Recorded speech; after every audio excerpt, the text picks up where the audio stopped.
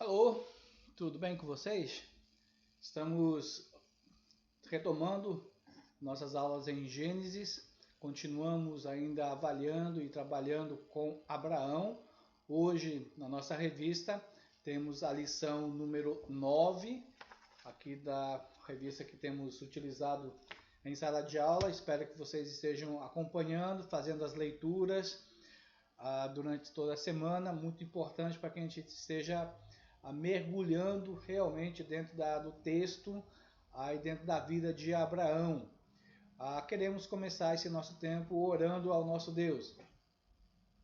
Obrigado, Senhor Deus, pelo tempo que nós temos para estudarmos a Tua Palavra, para usando essa revista, mas sim, alicerçados e tomando a Palavra realmente como a base, o fundamento daquilo que nós cremos.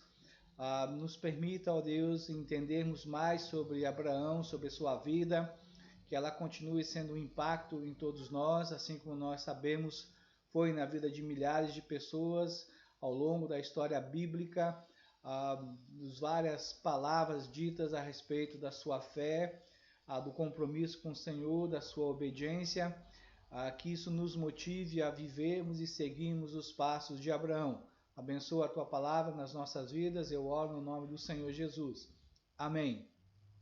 Então temos aí o nosso desafio, estudarmos um pouco mais sobre Abraão, hoje na verdade falando e desenvolvendo um pouco mais o sentido daquilo que Abraão nos traz a respeito de ser o pai dos crentes. Eu quero ler inicialmente o texto de Hebreus capítulo 11, você tem a sua Bíblia, você pode acompanhar a nossa leitura. Vamos enfatizar alguns desses textos para nós importantes dentro do conteúdo da lição de hoje, mas quero primeiramente só destacar aqui no capítulo 11, verso 8. Pela fé, Abraão, quando chamado, obedeceu, a fim de ir para um lugar que deveria receber por herança, e partiu sem saber aonde ia. O apóstolo Paulo, em Romanos capítulo 4, ele vai usar a fé de Abraão como argumento para o seu estudo doutrinário sobre a justificação. Ele faz isso tanto em Romanos, tanto quanto no livro na carta aos Gálatas. Mas Romanos capítulo 4, quero ler os versos de 1 a 6, embora na sua revista provavelmente esteja só até o verso 4. Diz assim: que, pois, diremos ter alcançado Abraão, nosso pai, segundo a carne? Porque se Abraão foi justificado por obras, tem de que se gloriar, porém, não diante de Deus. Pois que diz a Escritura? Abraão creu em Deus e isso lhe foi imputado para a justiça. Ora, ao que trabalha, o salário não é considerado como favor e sim como dívida. Mas ao que não trabalha, porém, crê naquele que justifica o ímpio, a sua fé lhe é atribuída como justiça. E é assim também que Davi declara ser bem-aventurado o homem a quem Deus atribuiu justiça independente de obras. Bem-aventurado aqueles cuja iniquidades são perdoadas e cujos pecados são cobertos. Bem-aventurado o homem a quem o Senhor jamais imputará pecado. Fui até o verso 8 para entender bem o contexto, falando um pouco também da questão da palavra de Davi, concernente a essa questão da fé e da justificação que nós temos no Senhor Jesus Cristo.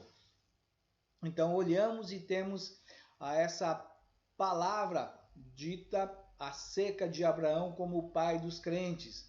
Até mesmo porque a argumentação de Paulo em Romanos sempre vai ser de que aqueles que são filhos de Abraão são aqueles que creem, e não meramente aqueles que têm o seu sangue, não somente o fato de serem judeus por nascimento, que se tornam filhos de Abraão. Filhos de Abraão, nesse sentido, Paulo está tomando a palavra para identificar como aqueles que são salvos, aqueles que têm fé no Senhor Jesus Cristo. Mas Abraão mostra para nós, na sua vida, que é relatada lá, aqui em Gênesis, que é nossa temática de estudo, que ele confia em Deus, que ele obedece a Deus. Ele fez isso pela fé. Essa é a argumentação de Paulo, que essa vida pela fé é realmente entendida como a atribuição da justiça de Deus. Ou seja, ele não trabalhou, não é mérito dele receber essa fé, ela foi dada por Deus. E ele anda por essa fé. E porque ele anda pela fé, ele recebe a justiça. Então, é o que nós podemos entender dentro da própria doutrina da justificação, que envolve essa questão da fé e de sermos declarados inocentes diante do nosso Deus. Mas a vida de fé, como aquele que é o pai dos crentes, aquele que é, nesse sentido, alguém que nós podemos mirar, olhar e seguir. Assim como o pai para com o filho normalmente segue aquilo que o pai está fazendo, tem uma tendência a imitar o pai, pelo menos quando pequeno. E claro, se a relação, se a convivência, se o amor do filho para com o pai se desenvolve bem, a convivência é muito boa, vamos sim entender que isso vai acontecer na fase adulta também. Esse filho vai seguir os passos do pai. Infelizmente, isso também é verdade nos maus exemplos daqueles pais que vivem na marginalidade, em certos pecados. Muitas vezes os filhos caminham através dos passos dos seus pais. Infelizmente, isso também é verdade. E aí, então, nós temos aí uma sequência de vários capítulos em Gênesis, já temos estudado sobre Abraão. Aí vemos, sim, que há um propósito de Deus para a vida de Abraão. E de que maneira ele vai trabalhar isso? De que maneira ele vai desenvolver essa verdade? No sentido de que ele vai recebendo revelações. Vamos entender que a Bíblia, na época de Abraão, não existia como nós a temos hoje. Provavelmente ele não tinha nenhum livro escrito ainda. Talvez poucas coisas já estivessem sendo escritas. Talvez o livro de Jó já estivesse circulando nessa época, porque entendemos que Abraão e Jó são contemporâneos. Mas a boa parte das informações eram passadas de geração a geração. É a chamada tradição oral. Algo muito importante que às vezes nós valorizamos também em relação à nossa vivência dentro de casa, em que os pais vão contando histórias, fazendo os filhos lembrarem das histórias, nomes, lugares, de maneira que isso vai sendo gravado automaticamente no coração da criança, sem precisar estar lendo ou recorrendo a alguma coisa escrita. Então, essa é uma tradição que nós não podemos perder. Mas entendendo que esses fatos que estão envolvendo o Abraão levou anos, onde ele sai lá de Harã e entra na terra de Canaã com aproximadamente 75 anos e só se torna pai de Isaac quando já está com 100 anos de idade. Ou seja, 25 anos em que ele vai sendo trabalhado, sendo lapidado por Deus na sua fé, na sua confiança, na sua dependência de Deus. E isso é algo importante para nós. Devemos entender que isso é algo que vai acontecer com todos nós. Há um processo de amadurecimento para que esses detalhes maiores e novas informações venham acontecendo. Pelo menos na história bíblica isso é importante. Até mesmo para nós. Nós vamos amadurecendo à medida que nós vamos conhecendo a palavra. Quanto mais informações da palavra, Deus vai nos colocando mais provas e vai permitindo mais tentações para que a nossa fé se solidifique, para que ela tenha realmente robustez e firmeza. Dessa maneira, então, nós crescemos na nossa fé. E aí o autor da revista nos dá esse primeiro ponto que envolve aí os conhecimento dos propósitos e das promessas de Deus, também através das revelações. Isso então nós entendemos. Deus chama Abraão, Gênesis vai falar sobre isso, final de Gênesis 11, começo de Gênesis 12, Hebreus começa falando de Abraão, lá no capítulo 11, falando realmente dessa questão das revelações, ou seja, vai para uma terra que eu vou te dar a tua descendência, você vai ter uma descendência tão numerosa que ela vai ser inumerável, vai ser incontável, diante pelo menos da matemática humana. E aí então Abraão sai, e aí então vem essa revelação e já realmente mostrando o propósito de Deus, mas firmados na promessa de Deus. Abraão crê na promessa, ele crê naquilo que Deus está falando.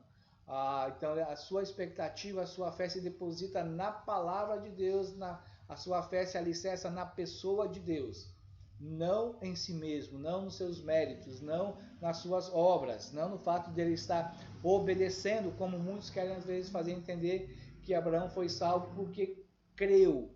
Ele creu no Senhor Jesus pela fé, porque Deus o capacitou para isso e o levou realmente a então uma vida de obediência. Então isso tem bastante ligação com a carta de Tiago, ou seja, que as obras elas demonstram a fé e não a fé realmente que ela vai ser dada por causa de algum mérito humano. Então essa é a diferença que nós cremos em relação ao próprio fato que nós falamos da doutrina da salvação, da fé, da justificação para nós que somos eleitos do Senhor. O autor chega a citar aqui um ponto a respeito de Gênesis 18 e 17, em que diz: ocultarei a Abraão o que estou para fazer. Ele vai ver um pouquinho isso na semana que vem, na próxima lição, na lição 10, que vai falar aí sobre ser amigo de Deus, Abraão, amigo de Deus. Mas vamos ver nesse sentido que aí dentro desse conhecimento de Deus, das promessas de Deus, essas revelações de Deus, envolve-se no capítulo 18 esse ministério da intercessão. Abraão vai interceder pelo povo lá de Sodoma e Gomorra. Não estava pensando somente em Ló e sua família, talvez pensando em outras pessoas, talvez ele conhecesse algumas pessoas, e talvez tivesse compaixão daquelas pessoas e intercedeu por elas. Isso é importante para nós também entendermos a respeito dessas revelações que Deus nos dá sobre seus propósitos e suas promessas. Então, à medida que você tem conhecimento dessas verdades, dessas revelações pela palavra de Deus, isso nos faz ter um compromisso em oração, um compromisso de testemunho, um compromisso de compartilhar a verdadeira fé que nós temos no Senhor Jesus. E aí vemos a primeira aliança sendo relacionada com Abraão. Gênesis capítulo 12, versos 2 e 3, essa é a primeira promessa, a promessa acerca de uma terra, acerca de uma descendência, acerca de uma nação que viria a partir dele. Claro que ao olharmos todo o conhecimento da palavra, nós vamos saber que é aqui que Deus vai fazer a mudança dentro da sua administração. Desde Noé, quando Noé desceu da arca com seus filhos e se produziu as famílias através das 3 linhagens que são os filhos de Noé, nós entendemos que através de Sem vem a manutenção da família da semente, que é o descendente prometido lá em Gênesis 3,15, que é o Senhor Jesus Cristo, através da família de Sem. E Abraão vem através da família de Sem. Mas entre Sem até ali, um pouco antes de Abraão, Deus se relacionava com toda a humanidade ainda. Havia um propósito de Deus de revelar, de se revelar, de se tornar conhecido para todos os povos que estavam ali, para todas as nações que estavam ali. Desde de Babel, também vindo aos povos de diversas línguas, Deus se tornando conhecido. Mas, a partir então daqui, a partir de Abraão, da aliança com Abraão, Deus forma um povo. Deus se identifica com o povo e Deus vai ser revelado às nações através desse povo. Deus já não vai se revelar já às nações, a não ser pela revelação natural ou geral, através da natureza, através dos seus poderes, mas a revelação de conhecimento, escrita, palavra, vai ser através da nação de Israel. Então aqui começa uma nova administração, uma nova dispensação na relação entre Deus e a humanidade. Então, nesse sentido, o que acontece? Há uma mudança também em relação ao nome de Abrão para Abraão. Isso é algo importante. Deus fez isso com alguns, tirou a ideia de pai exaltado Abrão para pai de muitas nações, Abraão. Agora, esse é um fato que pertence a Deus. Ele fez isso com alguns personagens. Não sei se você consegue pensar em outros além de Abrão e Sarai, para Abraão e Sara. Há outros a quem Deus trocou o nome por iniciativa dele, com propósitos que Deus realmente queria fazer. Isso não é algo que nós devemos seguir. A gente vê alguns aí que se intitulam líderes pensando nessas coisas, trabalhando dessa maneira e de repente dizer, agora vou mudar o meu nome. Não é? Aí eu até que gostaria, porque é tão difícil alguém me chamar de Egon, não é? É sempre Igor, Egon, Ego, Ergon, coisa dessa natureza. Não é? Acontece, não é? Mas não tem como mudar. Não é? Até mesmo porque ele não é uma coisa ruim, não é? Não traz um problema maior. Para mim, então, o cartório não vai aceitar. Eu vou ter que carregar a ideia de que Egon significa pastor, então eu carrego o meu próprio fardo de entender que Deus, além de ter me chamado para o ministério pastoral, me deu um nome que tem todo a ver com a ideia de conduzir, de guiar pessoas, não é? Como pastor. Então, tenho que me alegrar com isso e aceitar tranquilamente que as pessoas falem o nome de maneira errada ou pronunciem erradamente. Mas essa aliança ela é importante porque ela vai se repetir por mais 2 vezes na vida do próprio Abraão. Mas é algo que para nós traz esse sentido realmente de que Deus tem uma aliança também conosco. Através de Abraão, de sermos aí realmente filhos de Abraão, entendemos que na nova aliança que Deus fez conosco, de entendermos também que na fé é uma aliança de Deus conosco, que nós travamos por causa da cruz do Senhor Jesus Cristo. Mas esse estabelecimento realmente envolveu o fato de que ele seria pai de uma grande nação e que ele receberia uma terra por herança. E é baseado nesses fatos, principalmente no fato, né, de uma terra por herança, que depois ele vai reafirmar isso para Isaac, depois vai reafirmar isso para Jacó, que nós cremos que essas promessas não foram invalidadas, que a igreja não é um novo Israel, que a igreja não substituiu Israel, o Israel antigo. Nós cremos que essas promessas serão cumpridas, que um dia Deus, na terra do milênio, dará essa terra prometida a Abraão, ou desde Abraão, para o povo judeu, para aqueles que são da linhagem de Abraão. E lá na promessa da terra do milênio, certamente outros povos que conseguirem passar pelos anos da tribulação também receberão parte na terra do milênio, mas aos judeus caberá aquela porção que fica aí mais ou menos entre as chamadas colinas de Golã, até talvez o rio Nilo, lá na parte do Egito, indo até as proximidades do rio Tigre. Então toda essa extensão de terra vai ser dada à nação de Israel um dia. Então nós cremos que Deus cumprirá a sua palavra porque Deus é fiel. Também entendemos que essa vida de Abraão, podemos pensar nisso que o autor nos coloca como um chamado processo educativo para a maturidade. E aí então algumas coisas que podem ser destacadas nesse sentido, naquilo que podemos aprender da vida de Abraão, ou seja, aí a desenvolver a estabilidade da fé professada em Deus. Aí vemos que então no fato de Abraão, ele realmente passou por uma série de situações difíceis, não é? Desde a sua chegada, mas principalmente em alguns momentos em que precisou desenvolver bem a sua fé, esse processo da sua fé, principalmente com relação ao nascimento do filho entre ele e Sara. Então isso é algo que nós podemos olhar toda a vida de Abraão. E claro que a gente já falou aqui sobre os perigos pelos quais ele passou, tentações pelas quais ele passou. E podemos até colocar dentro desse processo educativo, por exemplo, quando a terra onde ele estava já não estava produzindo muito. Então o que ele faz? Ele simplesmente vai lá para o Egito. Então, de um lado, essa fé de Abraão não estava madura o suficiente para ele dizer: Senhor, tu me mandaste para cá, tu disseste que ia cuidar de mim, que o Senhor me faria uma grande nação, de mim sairiam muitos povos, então significa que o Senhor vai ter que fazer algum milagre, não é? Para que essa terra produza, porque ela está ruim. O Senhor vai ter que fazer alguma coisa, fazer chover, vai me dar uma criatividade para eu fazer um comércio aqui a fim de manter a minha família e manter os meus empregados. Mas a fé de Abraão ainda era insípida, ainda era fraca.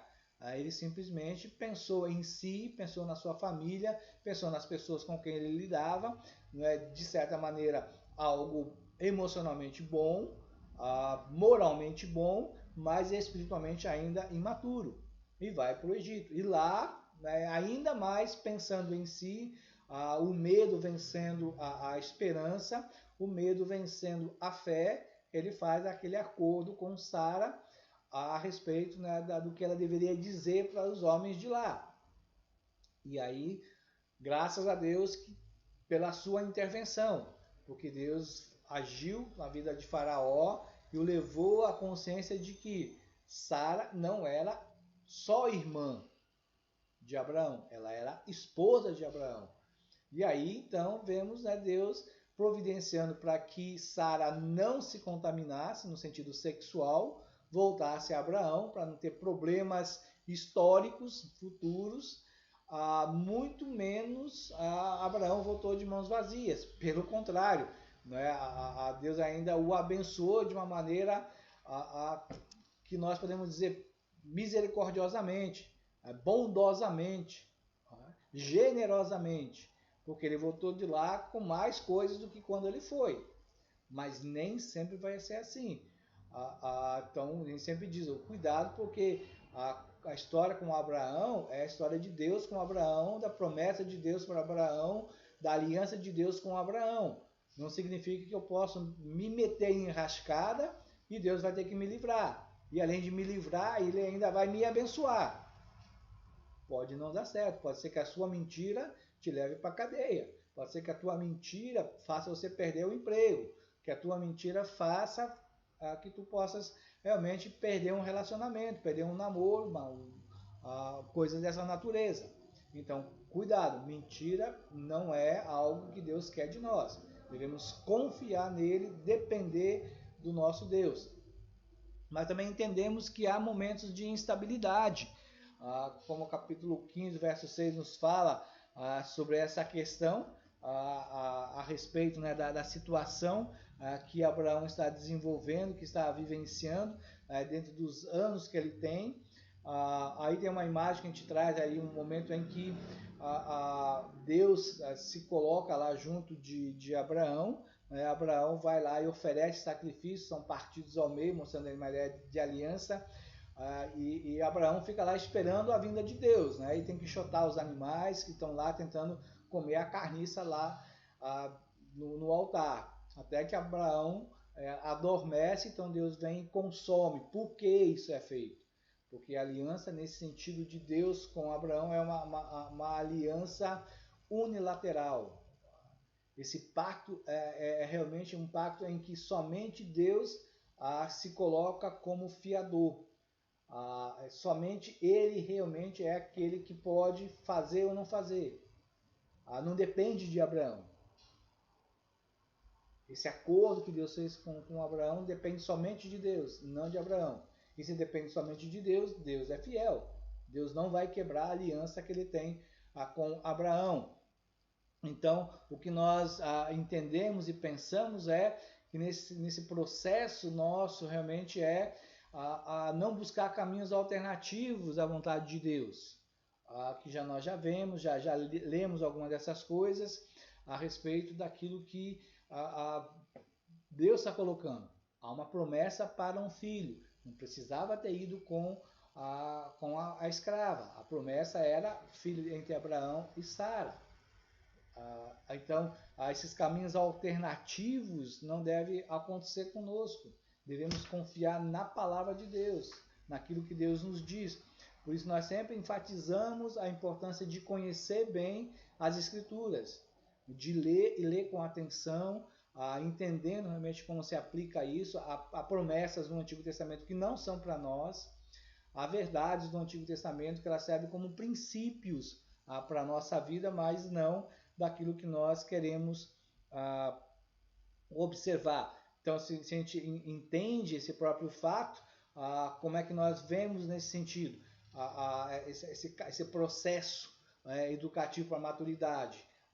Deus vai fazer uma aliança em que a circuncisão se torna um sinal de propriedade, um sinal de diferença entre Abraão e os seus descendentes para com Deus.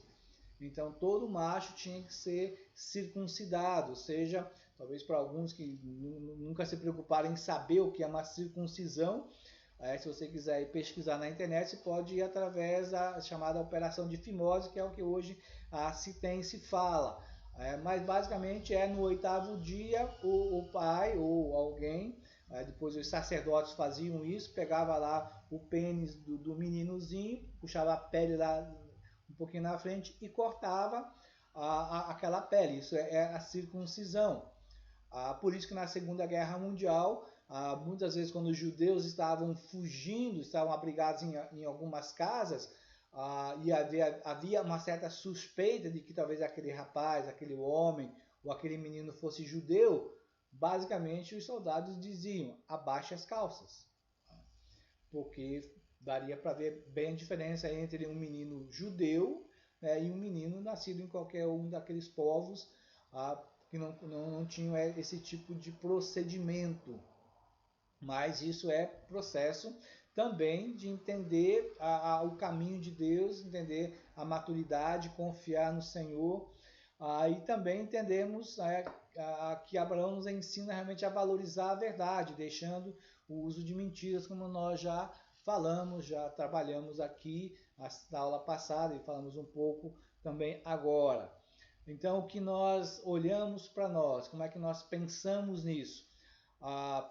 Se você pegar sua Bíblia e voltar lá para Hebreus capítulo 11, vai notar algumas palavras do autor de Hebreus que para nós são importantes de lermos e de pensarmos naquilo que ele fala para nós.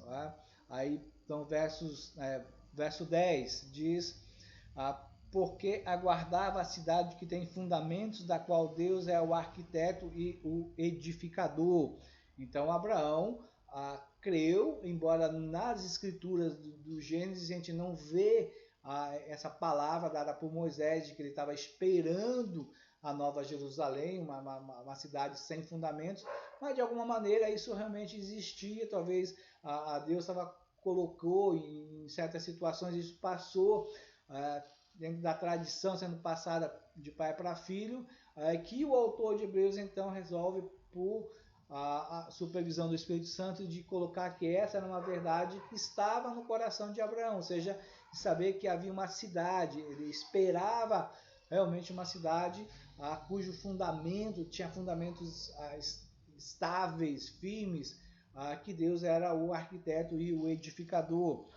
O verso 17 diz: e se na verdade se lembraram daquela de onde saíram, teriam oportunidade de voltar. Desculpa, eu li o verso 15. O verso 17: pela fé Abraão, quando posto à prova, ofereceu Isaque. Estava mesmo para sacrificar o seu unigênito, aquele que acolheu alegremente as promessas, a quem se tinha dito: em Isaque será chamada a tua descendência, porque considerou que Deus era poderoso até para ressuscitá-lo dentre os mortos, de onde também figuradamente o recobrou. E se nós voltamos lá para Gênesis 22, nós vamos ver que Moisés começa a Gênesis 22 dizendo que colocou Deus à prova a Abraão. E aí sempre vem essa questão: Abraão é realmente o pai dos crentes. De que maneira nós podemos entender isso? De que maneira isso é verdade para nós a partir aí de Gênesis 22, a partir dessa palavra de Deus para Abraão, de que ele colocou Abraão à fé? Nós vamos lembrar que Isaac nesse momento não era mais uma criança. Isaac não era um menino, como muitas vezes a gente vê em certas histórias, quando fala sobre esse sacrifício de Abraão, Gênesis 22, coloca Isaac como uma criança. Isaac não era uma criança, provavelmente ele já era um rapaz, já tinha força, já tinha tamanho. Assim como também, como diz que Davi era um garotinho, Davi era um homem, já tinha matado um urso e um leão com as mãos quando foi enfrentar Golias. Então esses cuidados nós temos que ter quando falamos de personagens, das suas histórias na Bíblia, né, de sermos o máximo possível fiéis ao seu contexto, às relações que estão lá. Mas Isaac era um filho muito obediente. E por várias vezes, naquela conversa, nas andanças que eles tiveram naqueles 3 dias, com certeza vários assuntos foram conversados e ele com certeza perguntou: cadê o cordeiro? Cadê o animal para o sacrifício? E aí então Abraão nos dá essa palavra excelente que nós podemos pensar do Deus proverá, o Deus da providência. Embora essa palavra, essa doutrina, ela não esteja formulada na Bíblia, mas nós vemos a doutrina da providência de capa a capa das Escrituras. Não só com relação à criação, que é o fator mais importante dentro da doutrina da providência, mas das circunstâncias, como Deus vai provendo fatos, pessoas, na própria natureza, para que o seu plano seja realizado. O que nós vemos aqui? Deus estava olhando para um Abraão. Será que Abraão, depois desses anos, talvez depois desses 30 e poucos, 40 anos de história, desde que ele deixou Harã até esse momento aqui no Moriá, será que Abraão aprendeu a viver pela fé? A confiar plenamente em Deus? Não é uma fé cega, não é um salto no escuro, é realmente uma fé firmada na palavra, firmada, no caso de Abraão, naquilo que ele conhecia de Deus, que ele sabia da pessoa de Deus. Então não era uma coisa cega, não era uma coisa obscura, não era pelo acaso, não era em dúvida, era baseado na verdade.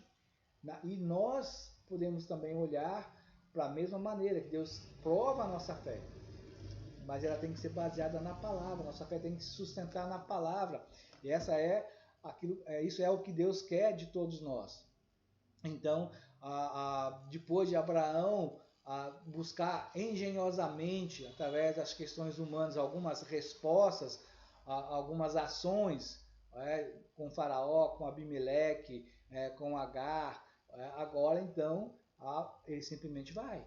Ele confia em Deus. Eu não faço ideia de como o coração de Abraão estava naqueles momentos.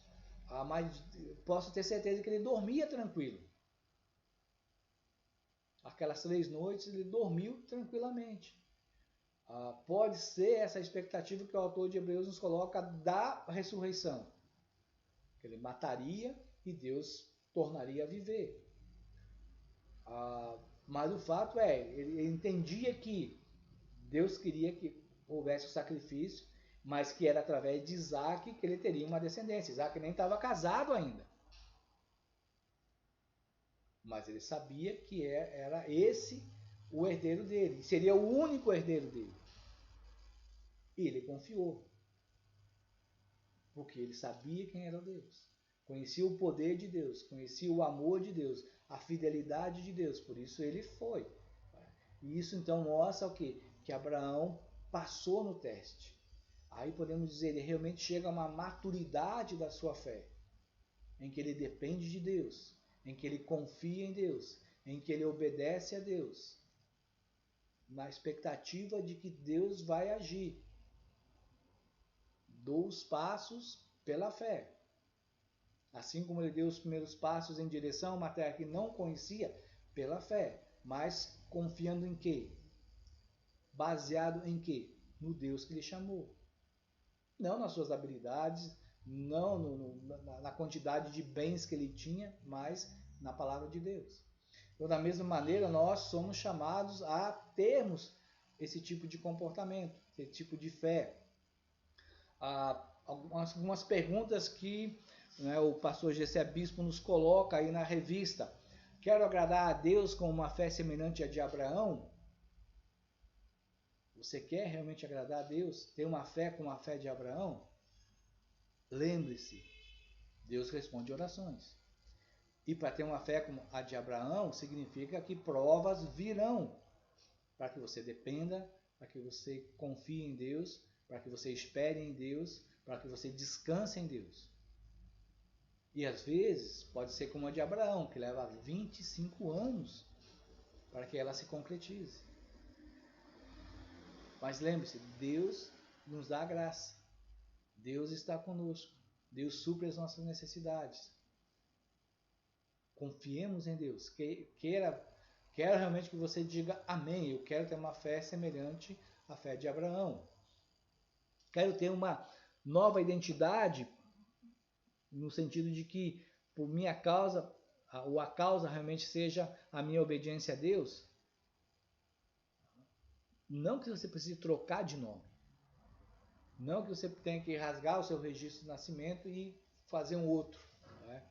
Mas nós já recebemos uma nova identidade. Pelo menos aqueles que já creram no Senhor Jesus já são uma nova criação. Você já tem uma nova identidade. Você passou de criatura de Deus para filho de Deus. Essa é uma nova identidade. Ande conforme essa nova identidade. Você que era morto espiritualmente, agora é vivo espiritualmente. Agora, como Paulo diz, você tem que viver como um ressurreto. Essa é a sua identidade. Você é um ressurreto em Jesus. Você é alguém que foi perdoado. Não precisa mais carregar fardos. Não precisa mais carregar a culpa. Você tem uma esperança. Essa é uma nova identidade para você. De saber que se Deus lhe levar hoje, você sabe para onde você vai. Você sabe que vai encontrar o seu Criador abrindo os braços e dizendo: seja bem-vindo, meu filho. Entre no descanso do teu rei. Essa é a sua nova identidade. Que ela seja marcada pela obediência. Quero passar pelo longo e complexo processo de transformação. A fé não vem pronta. A vida cristã não vem pronta. Há um processo. Aquilo que a gente estudou aí na igreja, principalmente o ano passado, né, como as pessoas mudam, esse processo de transformação, essa formação do caráter, da imagem de Jesus em nós, passa por essa transformação, em que o caráter do Senhor Jesus vai sendo imprimido em nós, a imagem de Deus vai sendo reconstruída em nós. E para que isso aconteça, para que essa formação aconteça, algo tem que ser tirado. Aquilo que é do velho homem, do pecado, da carne, da miséria que está em nós, dos ídolos do coração que nós carregamos, tem que ser derrubados, tem que ser refeitos e vivemos para a glória de Deus. Esse processo de transformação. Quero me tornar, pelo poder de Deus, um exemplo para outras pessoas. Você está pronto a assumir esse compromisso? De oração, você dizer: Senhor, realmente me quebra, faz de mim um vaso novo, me transforma, forma Jesus em mim. Usa a tua palavra para moldar o meu caráter, me firma na fé, me faz andar pela fé, compreender o que é andar pela fé, como Abraão andou, porque eu quero que as pessoas ao meu redor, parentes, amigos, colegas de escola, no caso da maioria, ou colegas de trabalho, possam olhar para mim e que eu possa ter a mesma atitude humilde, santa, mas de intrepidez que Paulo teve. Sede meus imitadores, porque eu sou de Cristo. Olhem para mim, porque eu estou olhando para o Senhor Jesus. Se nós não temos esta coragem, significa que nós estamos realmente mais sacrificando para os nossos ídolos, que nós estamos vivendo mais para nós mesmos, que nós ainda não temos maturidade de fé, que nós ainda andamos pela engenhosidade humana, que ainda nós dependemos dos nossos recursos e não dos recursos de Deus.